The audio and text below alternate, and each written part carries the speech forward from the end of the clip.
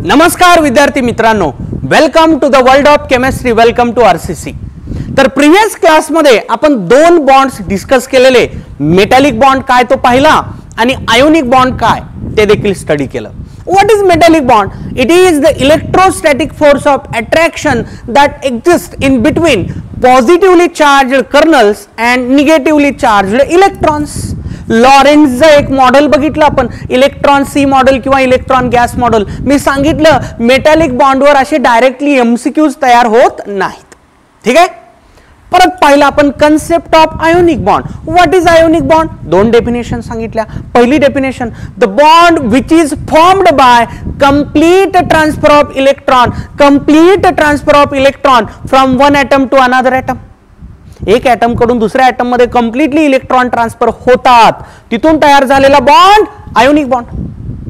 और definition, electrostatic force of attraction that exist in between cation and anion. Cation आणि anion मध्ये असणारे electrostatic force of attraction म्हणजेच काय? Ionic bond. ठीक आहे का? आयोनिक बॉन्डचं डिस्कशन आपल्याला आता पुढे न्यायचंय। बघा आजचं डिस्कशन काय, conditions for ionic bond formation, म्हणजे कुठल्या दोन एटम मध्ये आयोनिक बॉन्ड तयार होत असतो। ठीक आहे, टोटल मी 6 कंडिशन्स लिहिल्यात, लक्षात घ्या। ऍट ए टाइम या ऑल 6 कंडिशन सॅटिस्फाय व्हाव्या लागतात ऍट ए टाइम। असं होऊ नये की एकच याच्यापैकी कुठली तरी कंडिशन सॅटिस्फाय होते ना आयोनिक बॉन्ड, नाही।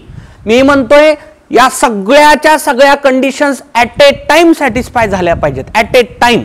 ठीक आहे ना? बघा पहिली condition, one atom should be metallic. मेटॅलिकचा अर्थ कॅटायन तयार करणारा एटम असावा, एक एटम कॅटायन तयार करणारा असावा। अनादर शुड बी नॉन मेटॅलिक, म्हणजे दुसरा हा एनायन तयार करणारा।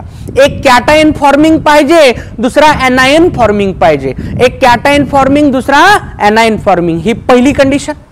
दुसरी कंडिशन, त्या दोन एटम्स मधला इलेक्ट्रोनिगेटिव्हिटी डिफरन्स, डेल्टा EN म्हणजे काय? इलेक्ट्रोनिगेटिव्हिटी डिफरन्स किती असावा रे? 1.6 किंवा त्यापेक्षा मोठा, 1.6 किंवा त्यापेक्षा मोठा असावा।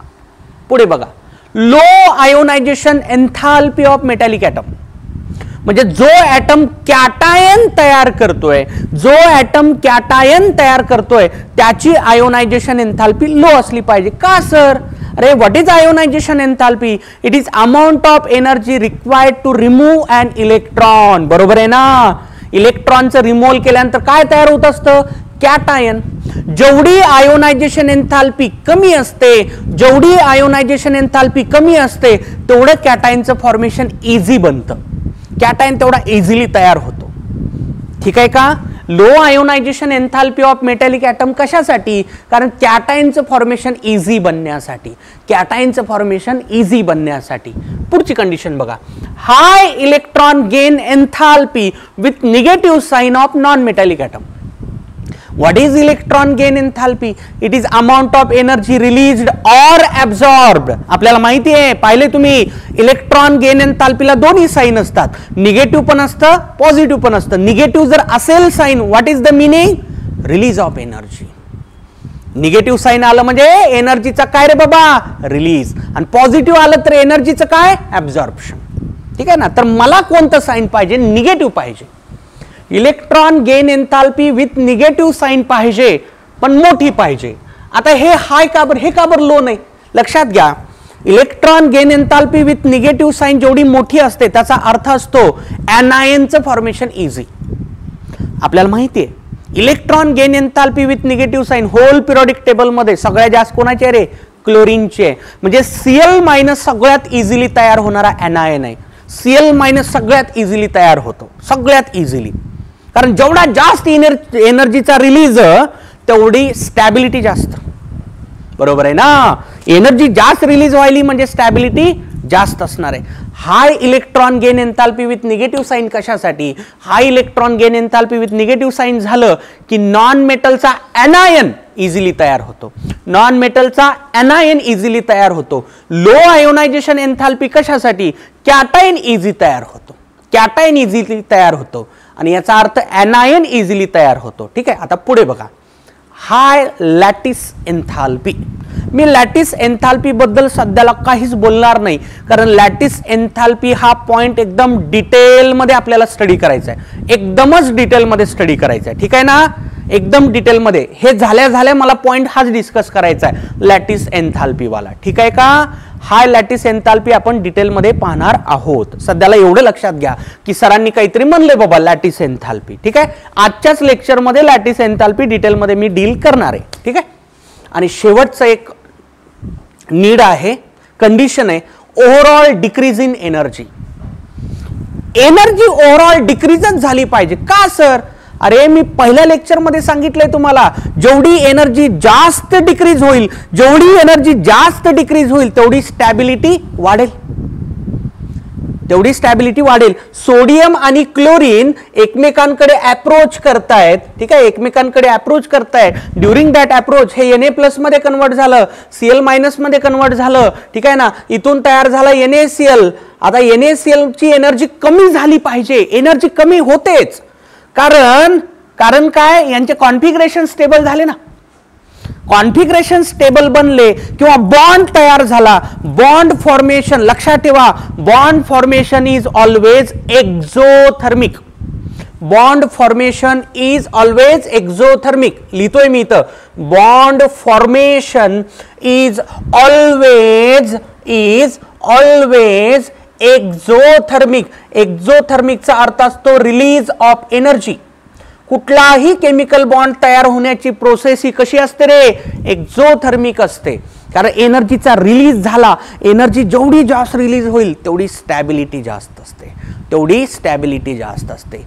तर एवढ्या या 6 कंडिशन सॅटिस्फाय झाल्या पाहिजेत, तर आणि तरच आयोनिक बॉन्ड तयार होतो. मी परत म्हणतोय, यापैकी एखादीच फक्त कंडिशन सॅटिस्फाय झाली, समजा सर हायड्रोजन आणि फ्लोरीनचा मी इलेक्ट्रोनिगेटिव्हिटी डिफरन्स काढून बघितला, येतोय 1.9, म्हणायचं नाही सर इथं आयोनिक बॉन्ड आहे का म्हणून. नाही रे बाबा, ही फक्त एक कंडिशन सॅटिस्फाय झाली, याच्यात ही कंडिशन सॅटिस्फाय करतो पण बाकी नाही ना. आलं का लक्षात? मी म्हणतोय ॲट ए टाइम या सगळ्या कंडिशन सॅटिस्फाय व्हाव्या लागतात, ऑल द 6. तर आणि तरच 2 ॲटम्स मध्ये आयोनिक बॉन्ड तयार होत असतो. म्हणायचं नाही याच्यातली एखादी कंडिशन सॅटिस्फाय झाली तर काय. मी म्हणतोय सगळ्या कंडिशन एकदाच सॅटिस्फाय व्हाव्या लागतात, तर आणि तरच आयोनिक बॉन्ड तयार होत असतो, अन्यथा नाही. आता बघा हे पण एक्झाम्पल बघा, बेरिलियम फ्लोराईड बघा, बेरिलियमची इलेक्ट्रोनिगेटिव्हिटी आहे 1.5, फ्लोरीनची इलेक्ट्रोनिगेटिव्हिटी आहे 4, इथला डिफरन्स काढला येतो 2.5. ही कंडिशन झाली ना सॅटिस्फाय, ही कंडिशन सॅटिस्फाय झाली ना. मग म्हणायचं नाही सर आयोनिक बॉन्ड नाही रे बाबा, इथं बॉन्ड नाहीये, आयोनिक नाहीये. मी परत तेच बोलतोय, फक्त इलेक्ट्रोनिगेटिव्हिटी डिफरन्सवर कोणी सांगू शकत नसतं की बॉन्ड आयोनिक आहे, नाही. कारण त्या इलेक्ट्रोनिगेटिव्हिटी डिफरन्स बरोबर या बाकीच्या कंडिशन्स देखील विचारात घ्याव्या लागतात.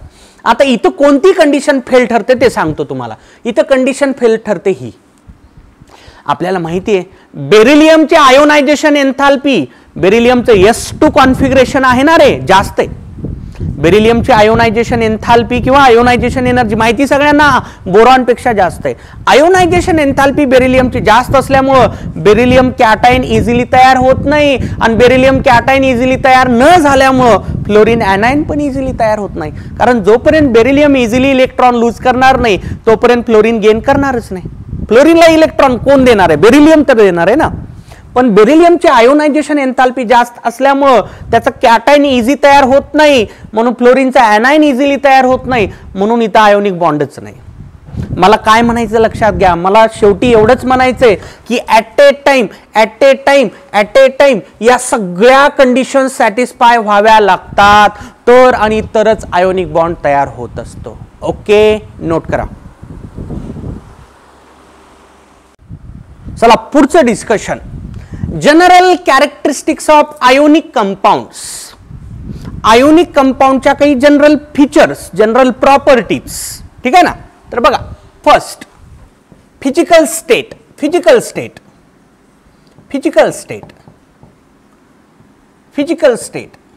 ठीक आहे. All all ionic compounds are solids. Yes, सगळेच्या सगळे आयोनिक कंपाऊंड. आयोनिक कंपाऊंड म्हणजे कोण? ज्याच्यात आयोनिक बॉन्ड आहे तो compound. All ionic compounds are solids. Are solids. का solid sir? Because ionic bond is very strong bond. Because ionic bond is very strong. सगळ्यात strong bond हा ionic bond आहे रे, कारण दोन अपोजिट चार्जेस मधला अट्रॅक्शनचा फोर्स आहे ते. ठीक आहे ना. Because ionic bond is very strong. लक्षात घ्या, असाच पॉइंट मी कोव्हॅलेंट कंपाऊंड साठी सांगितला होता. General characteristics of covalent compounds. तिथं आपण म्हणलं होतं कोव्हॅलेंट कंपाऊंड सॉलिड पण असतात, लिक्विड पण असतात, गॅस पण असतात. मेजॉरिटी गॅसेस आहेत. सांगितलं होतं ना तुम्हाला, ये ना. का तर कोव्हॅलेंट बॉन्ड तेवढा स्ट्रॉंग नाही जेवढा आयोनिक बॉन्ड स्ट्रॉंग आहे. ठीक आहे. दुसरी condition, melting point and boiling point. Melting point and boiling point. Melting point and boiling point हे टेम्परेचर्स असतात. मेल्ट करण्यासाठी किंवा बॉईल करण्यासाठी लागणारे टेम्परेचर्स. ठीक आहे का. आता तुम्ही म्हणाल सर सॉलिड असतात त्याला बॉईल कसं करायचं? अरे एखाद्या सॉलिडला अगोदर लिक्विड करून त्याला नंतर बॉईल करता येतं ना. सोडियम क्लोराईडला पण बॉइलिंग पॉइंट असतो. हो असतो. कसा? सोडियम क्लोराईडला अगोदर लिक्विड स्टेट मध्ये न्यायचं आणि नंतर त्याला हीट देऊन त्याला बॉईल करायचं. आपण ठरवल्यानंतर आपण काही करू शकतो ना. आपल्याला काही बंधन आहेत का? नाही ना. तुम्ही सोडियम क्लोराईडला मेल्ट करू शकता, जे मेल्ट तयार झालं त्याला नंतर बॉईल करू शकता. म्हणजे कुठल्याही सबस्टन्सला, कुठल्याही फिजिकल स्टेटच्या सबस्टन्सला मेल्टिंग पॉइंट पण असतो आणि बॉइलिंग पॉइंट पण असतो. ठीक आहे ना. तर बघा, मेल्टिंग पॉइंट आणि बॉइलिंग पॉइंट काय वाटतं कसे असतील? हाय, व्हेरी हाय, व्हेरी हाय. का बरं मेल्टिंग पॉइंट बॉइलिंग पॉइंट हाय असतात आयोनिक कंपाऊंडचे? वन्स अगेन हेच reason. Ionic bond is very strong. Ionic bond strong असल्यामुळं मेल्टिंग पॉइंट आणि बॉइलिंग पॉइंटची व्हॅल्यू मोठी असते. कारण बॉन्ड जेवढा स्ट्रॉंग तेवढं त्याला तोडणं अवघड ना. तोडणं अवघड म्हणजे मला जास्त हीट द्यावी लागेल. जास्त हीट द्यावी लागली ऑटोमॅटिकली टेम्परेचर त्या प्लेसचं कसं असेल? जास्त असेल. ठीक आहे ना. ओके, चला पुढे. Characteristic number 3, solubility. Solubility solubility solubility generally soluble in polar solvents like water.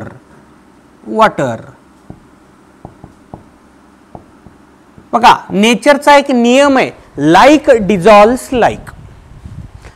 Dissolves like. आता बघा, आयोनिक कंपाऊंड्स मध्ये आयन आहेत ना, डायरेक्टली आयन्स आहेत. पोलार सॉल्व्हंट मध्ये पण आयन असतात रे, पार्शियल चार्जेस येतात ना. वॉटर मध्ये डेल प्लस डेल मायनस आहे का नाही?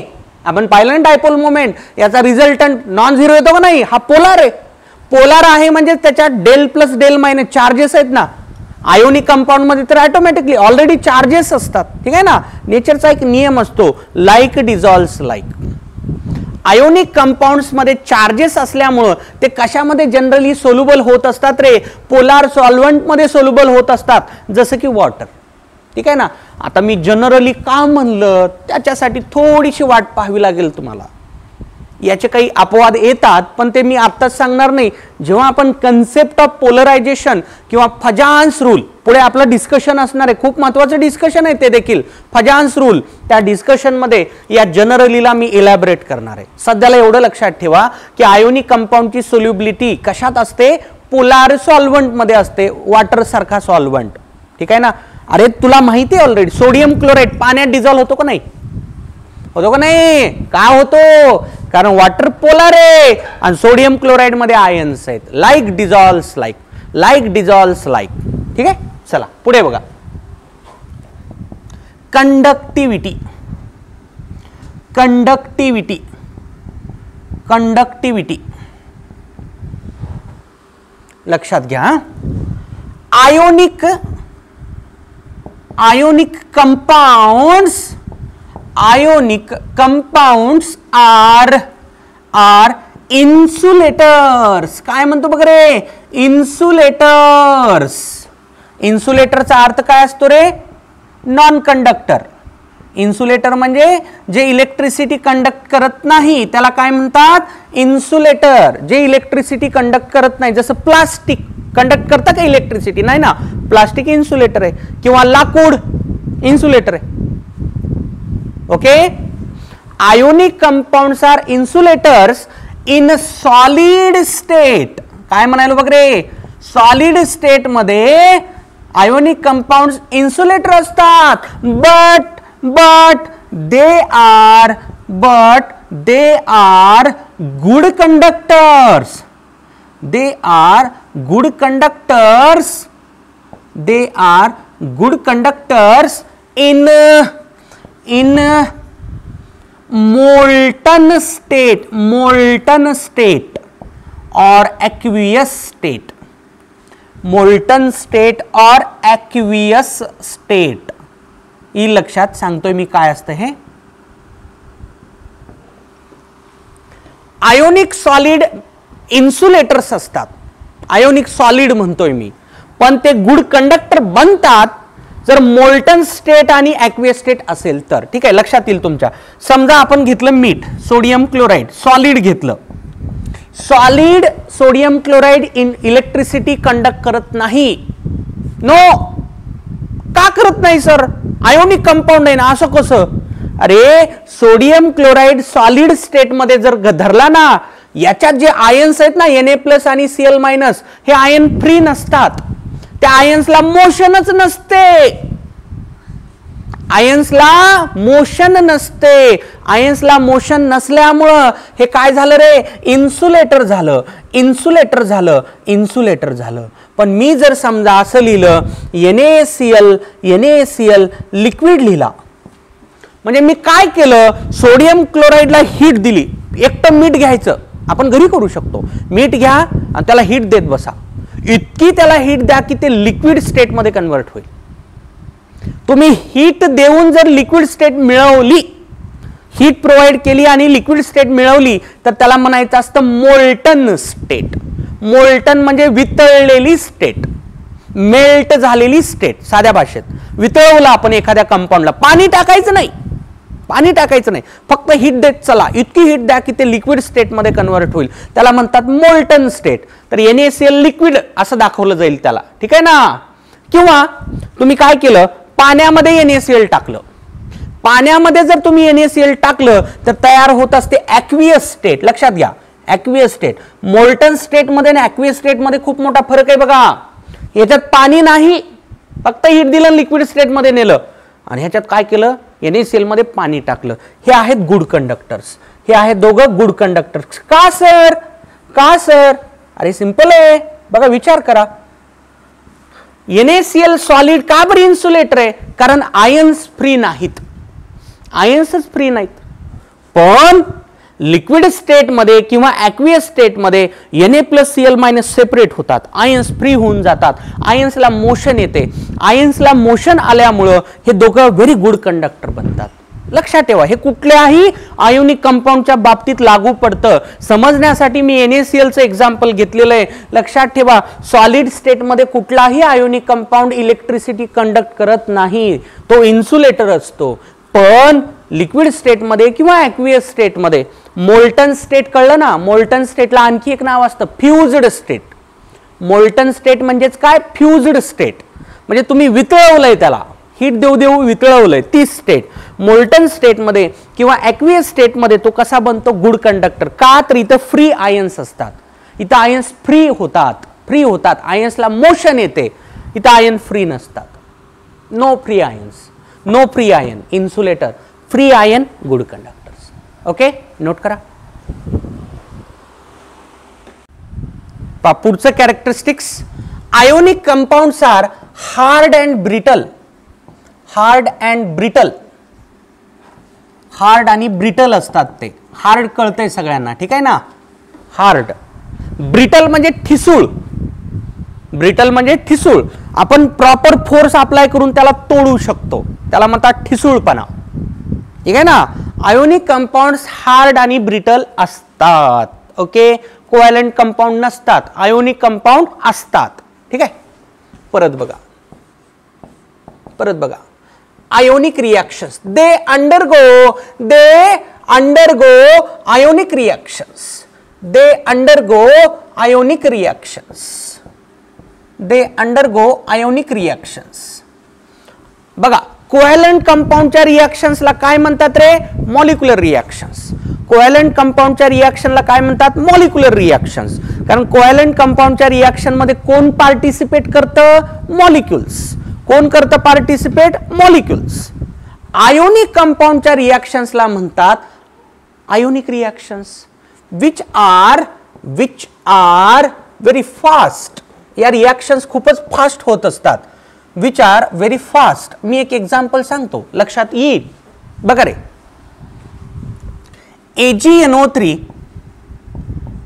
ॲक्वियस घेतला, ठीक आहे, म्हणजे ॲक्वियस म्हणजे पाण्यामधलं, ठीक आहे ना, पाण्यामध्ये टाकलंय त्याला सिल्वर नायट्रेटला.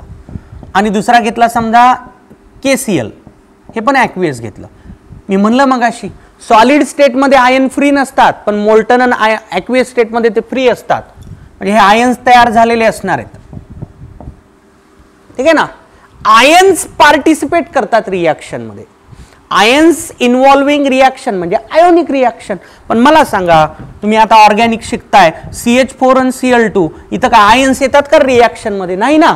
या दोघांच्या रिएक्शन मध्ये इथं क्लोरोमिथेन तयार होतो, एक हायड्रोजन क्लोरीनने रिप्लेस होतो. इथं मॉलिक्युल आले ना, मॉलिक्युलर रिएक्शन झाली.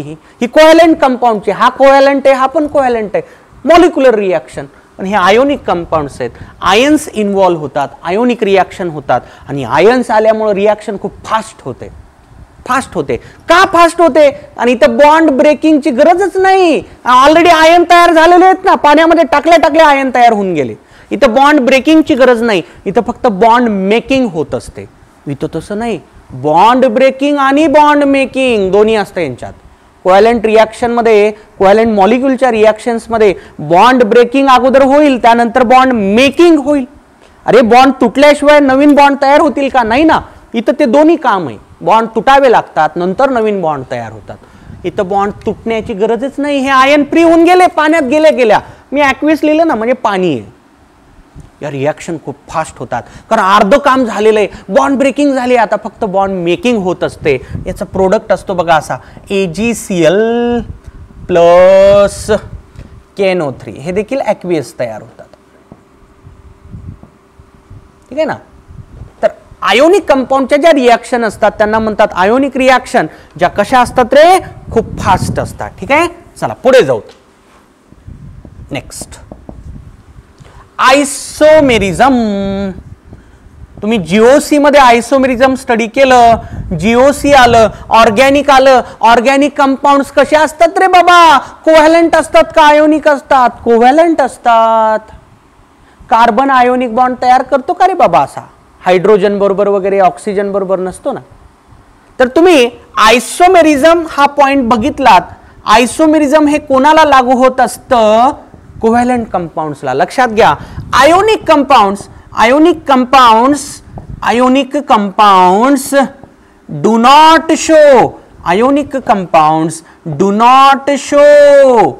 नॉट शो आयसोमेरिझम होतच नाही आयोनिक कंपाऊंड्स मध्ये. का होत नाही सर? कारण आहे because ionic bond is non-directional. Because ionic bond is non-directional. सांगतो याचा अर्थ काय असतो. ठीक आहे ना.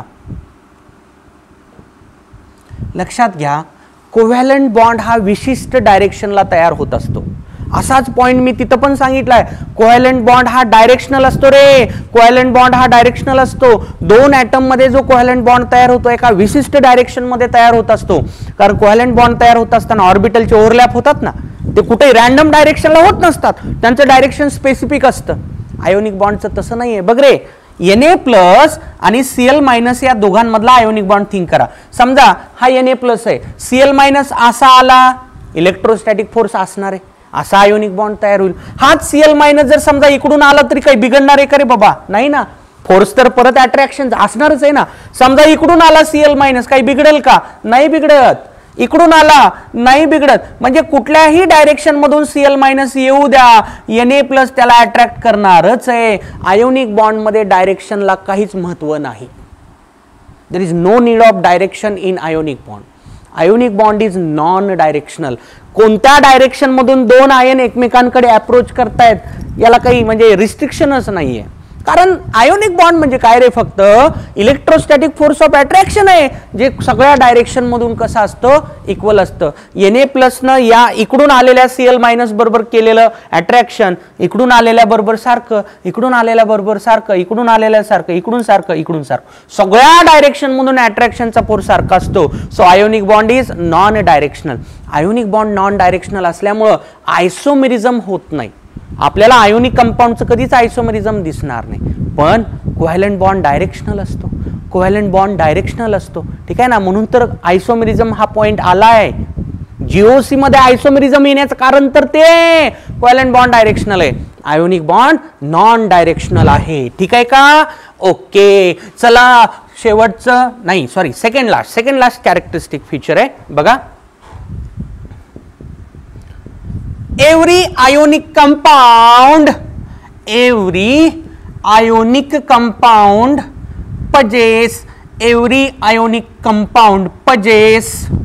possess definite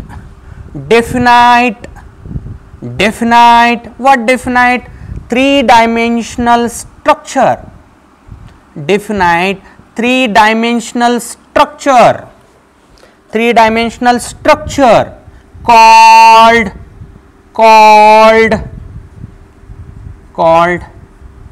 crystal lattice or space lattice. Crystal lattice or space lattice.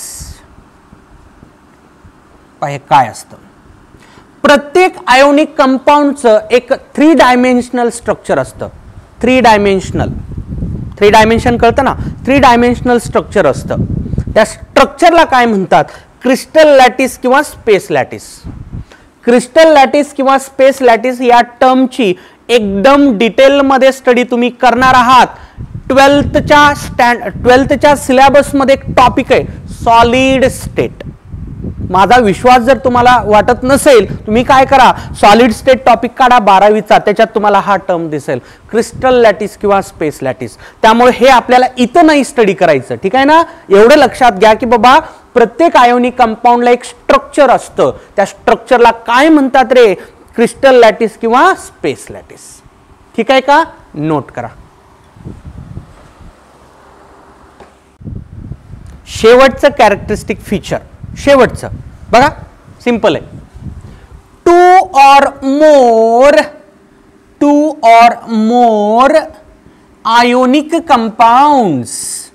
two or more ionic compounds are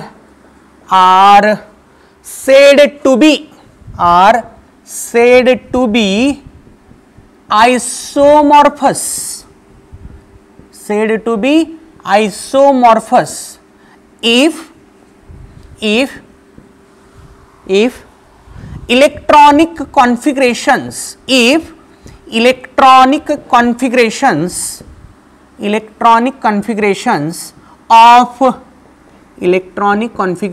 of cation and anion are same. जर cation आणि एनायनचे कॉन्फिगरेशन्स एक्झॅक्टली सेम असतील तर दोन कंपाऊंड्सला म्हणलं जातं आयसोमॉर्फस. नाही कळलं? चला एक्झाम्पल सांगतो, लगेच लक्षात येईल. Let us have example.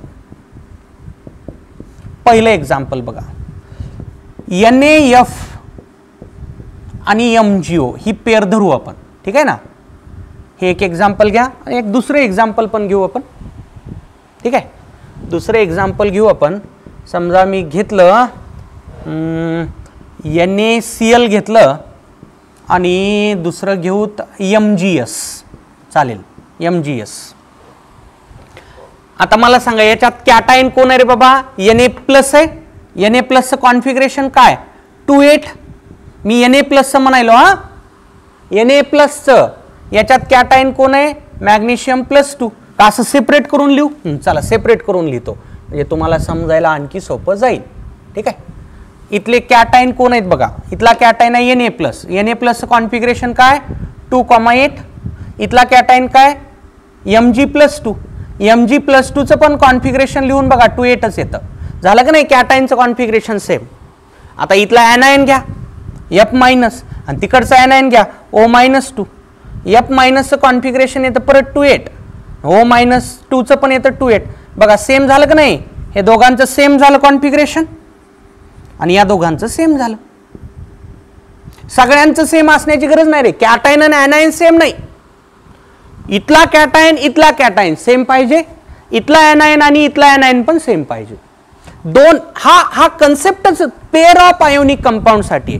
म्हणजे मला 2 आयोनिक कंपाऊंड दिले पाहिजेत. जसं मला हे 2 आयोनिक कंपाऊंड दिले, मी काय केलं? याच्यातला कॅटायन घेतला, याच्यातला कॅटायन घेतला, कॉन्फिगरेशन बघितलं सेम दिसतंय. याच्यातला anion घेतला, याच्यातला anion घेतला, परत एकदा कॉन्फिगरेशन सेम दिसतंय. म्हणून हे 2 कंपाऊंड मी काय म्हणणार? Isomorphous to each other. So NaF and Mg are isomorphous to each other. हे पण एक्झाम्पल बघू म्हणजे आणखी क्लिअरिटी येईल. ठीक आहे. मला सांगा याच्यातला कॅटायन कोण? Na+. Na+ कॉन्फिगरेशन काय? 2,8. इकडचं कॅटायन कोण? मॅग्नेशियम +2. याचं कॉन्फिगरेशन काय रे बाबा? परत एकदा 2,8. झालं का नाही? सेम सेम झालं, सेम झालं. ठीक आहे का? ओके. इथला कॅटायन कोण आहे? Cl-. तिकडचा कॅटायन कोण आहे? सल्फर -2 आहे. ठीक आहे ना?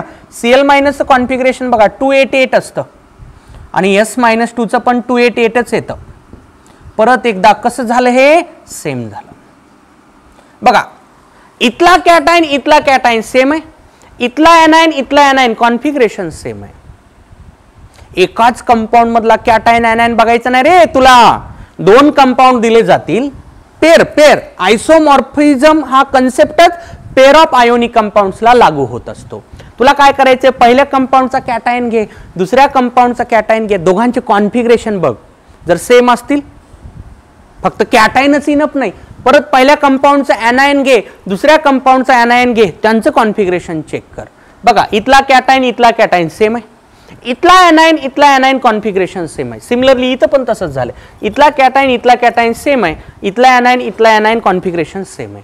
तर अशा पेअर्स ऑफ कंपाऊंडला मी परत सांगतोय आयसोमेरिझम हे एका कंपाऊंड साठी लागू होत नाही रे. पेअर ऑफ कंपाऊंड्सला आयसोमॉर्फस कधी म्हणतात? त्या दोन्ही कंपाऊंड्सचे कॅटायन कॉन्फिगरेशन सेम असावेत, दोन्ही कंपाऊंडचे anion कॉन्फिगरेशन सेम असावेत.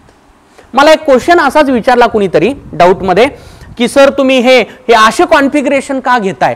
2,8 वगैरे ते घ्या ना, 1s2 2s2. अरे घे रे, काही बिघडत नाही, ते घेऊन बघ. 2,8 कसं लिहिशील तू? 1s2 2s2 कसं लिहिशील? 1s2 2s2 2p6. आणि हे 2,8 पण कसं लिहिशील? 1s2 2s2 2p6. अरे कसले जरी कॉन्फिगरेशन लिहिलं ते सेम तर येणारच आहे ना. ठीक आहे ना? हे आपण डायरेक्ट ऑर्बिटचे कॉन्फिगरेशन लिहिलेत, ऑर्बिटलचे घ्या, बिघडत नाही काही. ठीक आहे ना? सर तुम्ही आयोनिक बॉन्ड शिकवायला पासून ते तसलेच कॉन्फिगरेशन घ्यायला 2,8 वाले तुम्ही 1s2 2s2 का बरं घेत नाहीत? अरे कसलं जरी कॉन्फिगरेशन घेतलं तरी काही फरक पडत नाही. हे थोडंसं इझी वाटतं, मग लवकर होतं म्हणून हे घेतलं मी. ठीक आहे ना? तू कुठलंही कॉन्फिगरेशन घेतलं तरी काही बिघडत नाही.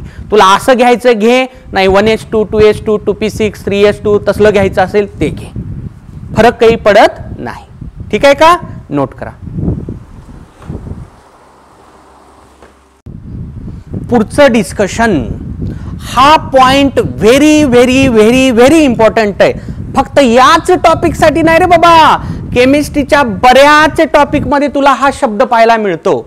लॅटिस एनर्जी और याचं दुसरं नाव आहे लॅटिस एन्थाल्पी.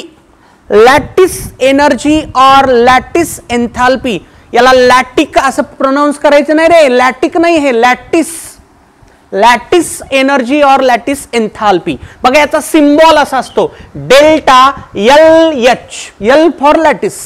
एच हे एन्थाल्पीचं सिम्बॉल आहे. एन्थाल्पी म्हणजे एनर्जी. ठीक आहे ना?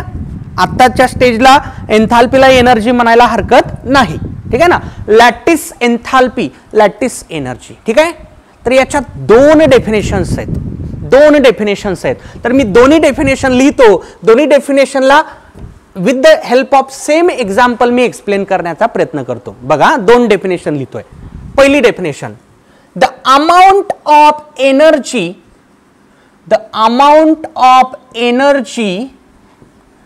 amount of energy required to break 1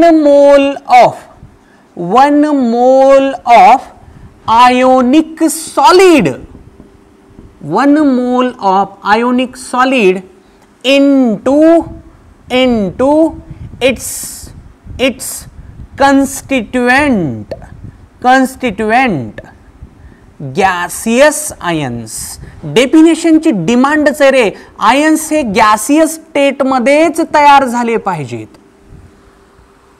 दुसरी पण डेफिनेशन लिहू द्या मला, मग मी एक्सप्लेन करतो, ठीक आहे ना. एक दुसरी definition, the amount of energy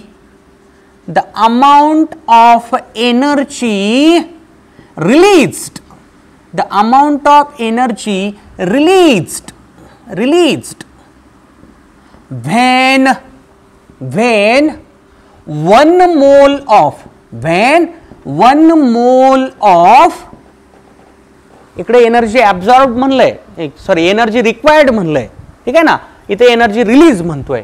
when 1 mole of ionic solid is formed from its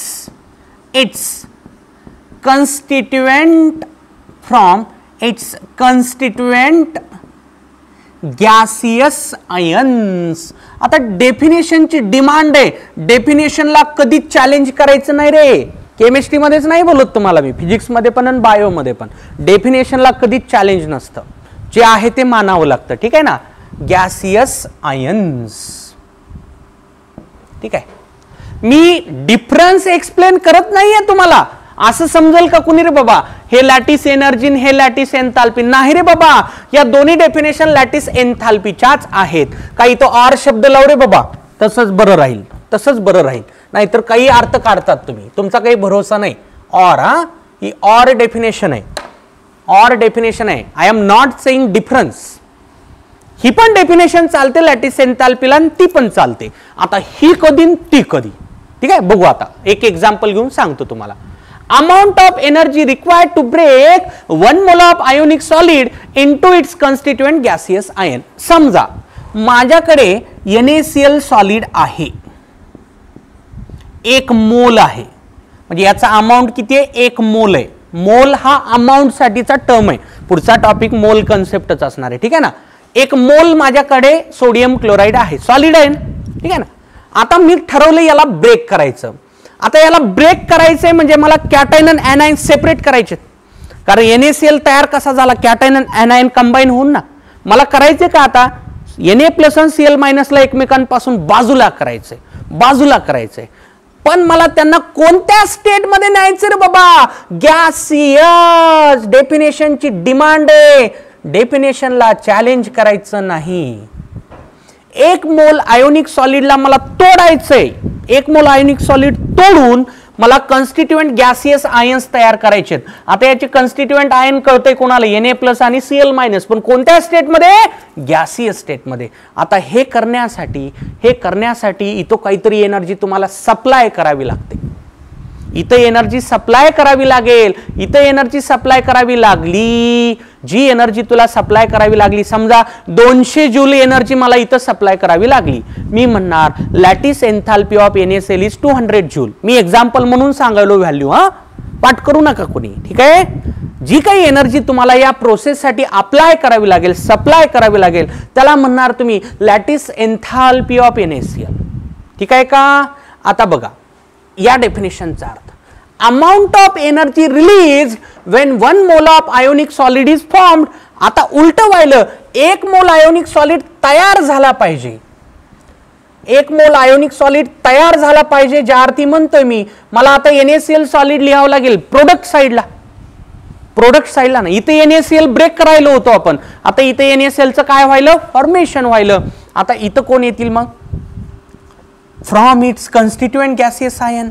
बघा कन्स्टिट्युएंट गॅसियस आयन लिहायलो मी याच्यापासून. म्हणजे या डेफिनेशन एक्झॅक्टली एकमेकांच्या उलट्या आहेत का नाही उलट्या. बघ रे, हे इक्वेशन आणि ते इक्वेशन उलट दिसतं का नाही, पण फरक आहे. फरक काय आता ते सांगणार आहे मी. बघा तुम्ही जर हे इक्वेशन वापरलं, या इक्वेशन अनुसार लॅटिस एन्थाल्पीचं साइन येतं पॉझिटिव्ह. का सर पॉझिटिव्ह? अरे थर्मोडायनॅमिक्स एक ब्रँच आहे, त्याच्यात 2 साइन वापरले जातात एनर्जीला. आपण जर एनर्जी सप्लाय केली तर पॉझिटिव्ह, जर आपण एनर्जी सप्लाय केली ना एखाद्या प्रोसेससाठी तर ती घेतली जाते पॉझिटिव्ह. आणि जर एनर्जी रिलीज होत असेल, एनर्जी जर बाहेर पडत असेल तर निगेटिव्ह. मला सांगा, NaCl ला तुम्हाला तोडायचंय ना, म्हणजे बॉन्ड तोडायचा आहे. बॉन्ड तोडण्यासाठी कधीही एनर्जी मला सप्लायच करावी लागणार आहे. म्हणून या लॅटिस एन्थाल्पीचं साइन इथे जी काही व्हॅल्यू असेल त्याचं साइन काय असेल रे बाबा, पॉझिटिव्ह असेल. Positive for absorption of energy, positive for absorption, energy absorb होणार आहे. Absorption of energy, energy absorb व्हायली, एनर्जी ऍब्झॉर्ब व्हायली, पॉझिटिव्ह. कळते का सगळ्यांना? अरे साधी गोष्ट आहे, तुला तोडायचंय ना, काही तोडायचे समज, तुला काही तोडायचंय, तुला समजा काही तुला दगड तोडायचा आहे, तुला एनर्जी द्यावी लागेल ना रे. तसंच आहे, NaCl आहे तुझ्याकडे, त्याला तोडायचंय, एनर्जी तुला सप्लाय करावी लागेल. आपण सप्लाय केलेली एनर्जीचं साइन काय घ्यायचं असतं, पॉझिटिव्ह घ्यायचं असतं. आता इथं उलट आहे, Na प्लस आणि Cl मायनस कंबाईन होऊन NaCl तयार व्हायला. मला सांगा, Na प्लस आणि Cl मायनस कंबाईन व्हायला म्हणजे त्यांच्यात बॉन्ड तयार व्हायला. कधीही लक्षात ठेवा, कुठलाही बॉन्ड तयार होऊ द्या, bond formation is always exothermic. Bond formation is always exothermic. म्हणजे कुठलाही बॉन्ड तयार होत असताना एनर्जी रिलीजच होत असते. इथं Na प्लस आणि Cl मायनस कंबाईन व्हायले, यांच्यात बॉन्ड तयार व्हायला, म्हणून इथल्या लॅटिस एन्थाल्पीचं साइन काय असेल रे बाबा, निगेटिव्ह असेल. Negative for release of energy, का रिलीज व्हायली एनर्जी सर? अहो बॉन्ड तयार होतोय, इथं बॉन्ड तयार झाला ना, बॉन्ड तयार झाल्यामुळे एनर्जी रिलीज झाली. इथं बॉन्ड तयार नाही झाला, इथं बॉन्ड तुटायला. बॉन्ड तोडण्यासाठी कधीही एनर्जी द्यावीच लागते, द्यावी लागणारी एनर्जी पॉझिटिव्ह. आणि जर बॉन्ड तयार होत असेल, फॉर्म होत असेल, तेव्हा एनर्जी रिलीज होत असते, निगेटिव्ह फॉर रिलीज. मग तुम्ही म्हणाल सर हे बरोबर आहे का, हे बरोबर आहे? अरे बाबा, लॅटिस एन्थाल्पीला दोन्ही डेफिनेशन ऍक्सेप्टेबल आहेत, दोन्ही ऍक्सेप्टेबल आहे. हे पण करेक्ट आहे, हे पण करेक्ट आहे. लक्षात घ्या, जे मॅग्निट्यूड इकडं असतं ना एनर्जीचं, तेच मॅग्निट्यूड इकडं असतं, फक्त साइन मध्ये फरक असतो. म्हणजे तुम्ही इकडचा भाग वापरला, समजा ही व्हॅल्यू +x जूल आहे, कंपल्सरीली इकडे किती असेल, -x जूल असेल. म्हणजे x मॅग्निट्यूड तर सेम आहे ना. लॅटिस एन्थाल्पी सोडियम क्लोराइडची पॉझिटिव्ह पण घेतली जाऊ शकते, निगेटिव्ह पण घेतली जाऊ शकते. आपल्याला कळलं पाहिजे. तुम्हाला समजा म्हणलं lattice energy of magnesium oxide is +100 joule, तुला कळलं पाहिजे की म्हणायचं काय क्वेश्चन मध्ये. लॅटिस एनर्जी पॉझिटिव्ह दिले की तुला लगेच क्लिक झालं पाहिजे, अरे बाबा मॅग्नेशियम ऑक्साइडला तोडण्याचा विचार व्हायला, म्हणून पॉझिटिव्ह घेतलं. मला म्हणलं lattice enthalpy of calcium chloride is -500 joule, calcium फ्लोराइडची लॅटिस एनर्जी -500 जूल दिली, मला लगेच कळलं पाहिजे साइन मायनस आहे, म्हणजे कॅल्शियम फ्लोराइड तयार व्हायला. ठीक आहे, सोपी गोष्ट आहे. तोडण्यासाठी, तुटत असेल तर पॉझिटिव्ह. आपण जर तो कंपाऊंड तोडत असू, बॉन्ड तुटत असेल तर पॉझिटिव्ह. तोडायचं आपल्याला एखाद्याला तर पॉझिटिव्ह. आणि जर बॉन्ड तयार व्हायला तर निगेटिव्ह. किती सोपं आहे रे. तोडण्यासाठी पॉझिटिव्ह, तयार होताना निगेटिव्ह, तोडण्यासाठी पॉझिटिव्ह, तयार होत असताना निगेटिव्ह. तर लॅटिस एन्थाल्पीला ही पण डेफिनेशन ऍक्सेप्टेबल आहे आणि ही पण डेफिनेशन ऍक्सेप्टेबल आहे. पण आपल्याला कळलं पाहिजे हे कधी घ्यायचं आणि हे कधी घ्यायचं. क्वेश्चन बघायचा व्यवस्थित. क्वेश्चन मध्ये तुला डेफिनेटली साइन दिलेलं असतं. अरे तुम्ही असे साइन इलेक्ट्रॉन गेन एन्थाल्पी मध्ये पण पाहिलात ना. Majority of elements have electron gain enthalpy with negative sign. Some elements have positive. बरोबर आहे ना. निगेटिव्हचा अर्थ काय असतो? रिलीज. पॉझिटिव्हचा अर्थ असतो ऍब्झॉर्प्शन किंवा आपण एनर्जी सप्लाय केली त्याला आपण म्हणतो पॉझिटिव्ह. सोपं आहे ना. तर लॅटिस एन्थाल्पीला दोन्ही डेफिनेशन अलाउड आहेत. पण दिलेल्या व्हॅल्यूवरून बघा म्हणजे असं करतात रे क्वेश्चन कसे असतात. समजा मला म्हणलं की केसीएल ची लॅटिस एन्थाल्पी आहे, केसीएल ची लॅटिस एन्थाल्पी आहे +300 कॅलरी. व्हॉट डज इट मीन? याचा अर्थ सांगता आला पाहिजे. याचा अर्थ मी काय सांगेल? बाबा मी सांगेल 1 मोल केसीएल ला मला तोडायचंय, 1 मोल केसीएल ला मला ब्रेक करायचंय. पण कशात ब्रेक करायचंय ते पण महत्वाचं. कन्स्टिट्युएंट गॅसियस आयन्स मध्ये. फक्त आयन म्हणायचं नाही, गॅसियस आयन म्हणायचंय. 1 मोल केसीएल ला मला तोडायचंय, त्याचे गॅसियस आयन तयार करायचे म्हणजे K+ गॅस आणि Cl- गॅस तयार करायचे. मला एवढी एनर्जी सप्लाय करावी लागेल असा याचा अर्थ होईल. आणि हे जर मायनस दिलं तर काय म्हणणार? मी म्हणणार 1 मोल केसीएल जेव्हा तयार होतो, कोणापासून तयार होतो? K+ गॅस आणि Cl- गॅस पासून. तेव्हा 300 कॅलरी एनर्जीचा रिलीज होतो. दिलेल्या व्हॅल्यूला आपल्याला ओळखता आलं पाहिजे आणि त्याला वापरता आलं पाहिजे. ठीक आहे ना. आज फक्त आपण लॅटिस एन्थाल्पीची डेफिनेशन पाहिली. हा पॉइंट संपला नाही रे बाबा. लॅटिस एन्थाल्पीच्या खूप खोलात आपल्याला जायचंय, खूप डीप मध्ये हा पॉइंट स्टडी करायचा आहे. लॅटिस एन्थाल्पी आयोनिक कंपाऊंडच्या बऱ्याच प्रॉपर्टीजवर अफेक्ट करत असते. मगाशी मी conditions for ionic bond formation मध्ये म्हणलं होतं ना, हाय लॅटिस एन्थाल्पी. जेवढी लॅटिस एन्थाल्पी जास्त असते तेवढा तो आयोनिक बॉन्ड मोर स्ट्रॉंग बनत असतो. आयोनिक बॉन्ड खूप स्ट्रॉंग बनतो म्हणजे स्टॅबिलिटी वाढत असते. ठीक आहे. कंडिशन होती ना मगाशी. उद्या देखील आपलं हेच डिस्कशन कंटिन्यू राहील, लॅटिस एनर्जी आणि लॅटिस एन्थाल्पी. ठीक आहे ना. फक्त आज मी डेफिनेशन सांगितली, व्यवस्थित लक्षात घ्या. ह्या 2 डेफिनेशन एकच आहेत. हा याला डिफरन्स फॉर्म मध्ये कुणी नेणार नाही रे बाबा. हे दोन्ही टर्म एकच आहेत. ठीक आहे का. चला भेटूयात उद्या. Again tomorrow our discussion will be continued regarding lattice enthalpy और लॅटिस एनर्जी. ठीक आहे.